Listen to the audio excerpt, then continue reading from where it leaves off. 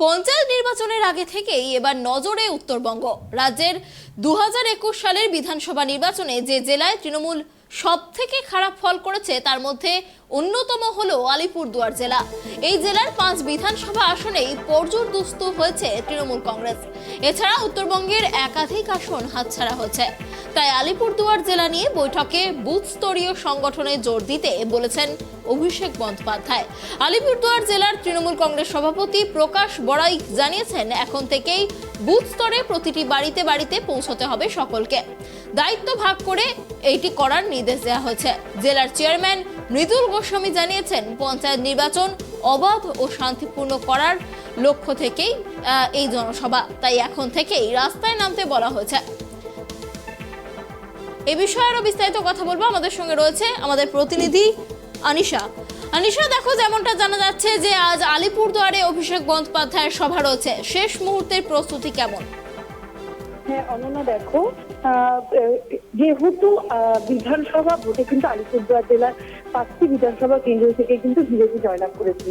তার পরবর্তীতে দেখা গেল কিছুদিন আগে এই 5টি বিধানসভার মধ্যে একটি যে বিধানসভা রয়েছে যেটা আলিপুরদুয়ার শহর কেন্দ্রিক এবং তার সাথে রয়েছে শালকুমার হাটের যে দুটি গ্রাম পঞ্চায়েত সহ আলিপুরদুয়ার 1 নম্বর ব্লকের কিছুটা নিয়ে কিন্তু এই আলিপুরদুয়ার বিধানসভাটা রয়েছে। এবং সেখানে যিনি বিজেপির প্রতিনিধি হিসাবে প্রতিনিধিত্ব করেছিলেন সুমন কাঞ্জিলাল মহাশয়, তিনি কিন্তু পরবর্তীতে এই কিছুদিন আগে অভিষেক বন্দ্যোপাধ্যায় হাত ধরে বিজেপি ছেড়ে তৃণমূল কংগ্রেসে যোগদান করেন। তার পরবর্তীতে দেখা যায় যে কিছুদিন আগে যখন অভিষেক বন্দ্যোপাধ্যায় কোচবিহার সফরে এসেছিলেন, তখনই কিন্তু তিনি ইচ্ছা প্রকাশ করেন যে তিনি তার বিধানসভাতে জনসভা করবেন এবং সেই মর্মেই কিন্তু তারপর উচ্চ পদস্থদের সাথে জেলা নেতৃত্বরা কথাবার্তা বলে একটা ডেট তারা তৈরি করেন এবং সেটা হয় যে 8ই এপ্রিল, অর্থাৎ আজ কিন্তু অভিষেক বন্দ্যোপাধ্যায় আলিপুরদুয়ার বিধানসভা ক্ষেত্রে 1 নম্বর ব্লকের অন্তর্গত বাবুরহাট খেলার মাঠে কিন্তু তার জনসভা রয়েছে। এবং এই জনসভাকে কেন্দ্র করে কিন্তু ইতিমধ্যেই কিন্তু তৃণমূলের জেলা নেতৃত্ব থেকে শুরু করে ব্লক নেতৃত্ব সকলেই কিন্তু তোড়জোড় শুরু করে দিয়েছে এবং ইতিমধ্যে কিন্তু বহু সাধারণ মানুষ যারা তৃণমূল কংগ্রেসের সমর্থক তারা কিন্তু ইতিমধ্যেই এই সভায় এসে অংশগ্রহণ করা শুরু করে দিয়েছেন এবং তার সাথে দেখা যাচ্ছে যে বহু জেলা নেতৃত্বের উপস্থিত কিন্তু এর মধ্যে দেখা যাচ্ছে।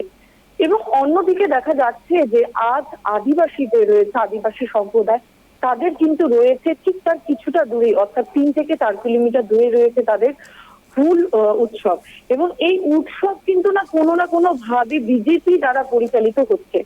অর্থাৎ দেখা যাচ্ছে যে এই অভিষেক যে বন্দ্যোপাধ্যায় রয়েছে তার সভাকে টেক্কা দেওয়ার জন্যই কি এই ফুল উৎসবের আয়োজন করা হয়েছে। এবং এও কিন্তু অভিযোগ হয়েছে কিছু কিছু মানুষের তরফ থেকে যে পুলিশ প্রশাসনের তরফ থেকে কিন্তু তাদেরকে এই উৎসবটা আজকের দিনে করার জন্য মানা করে হয়েছিল, কিন্তু তারাও তাদের মতে অটুট ছিল যে তারা আজকেই করবেন এই সভা। তবে দেখার বিষয় যে আজকের এই জনসভাতে বেশি লোক হয় নাকি বিজেপি ঘেঁষা, অর্থাৎ যে আজ ফুল উৎসবটা হচ্ছে সেখানে সাধারণ মানুষের সমাগমটা বেশি হয় কিনা।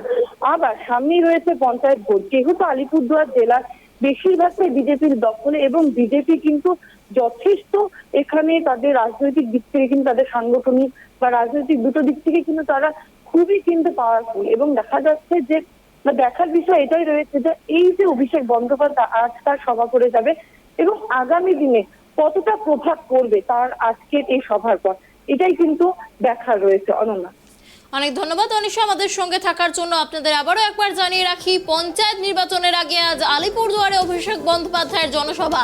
এখন এই জনসভা থেকে কি বার্তা দেন অভিষেক বন্দ্যোপাধ্যায় সেই দিকেই নজর থাকবে আমাদের।